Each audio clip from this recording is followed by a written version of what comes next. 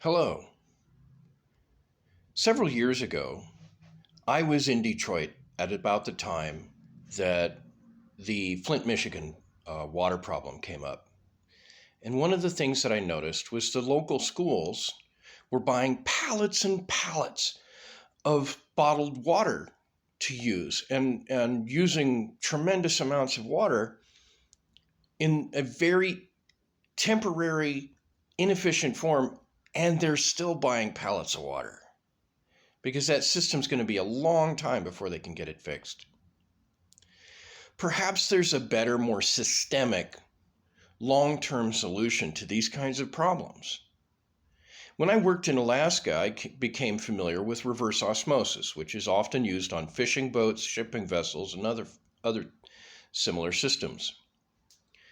And later on, I had an opportunity to study a little bit more about these, and they're scalable. There's large systems that are made for institutions and even cities, and there are smaller systems that are good for private homes.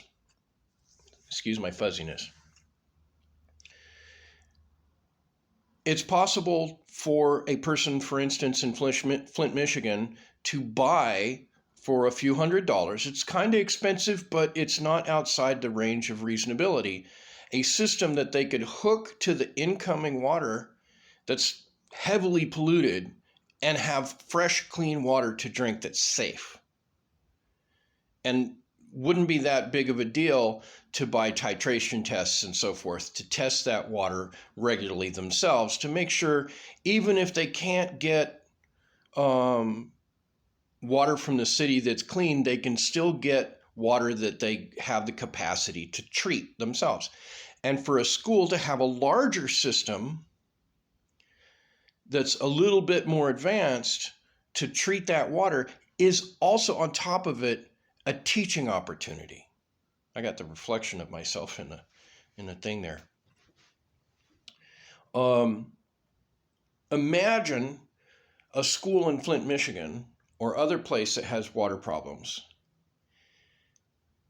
getting a grant, getting a big reverse osmosis water treatment system installed in the school, but building a classroom around that, teaching the kids how that system works, talking about other systems, talking about botanical systems, about filtration, about UV exposure systems that treat water using UVC light, the difference between chlorination and oxidization using pure oxygen systems.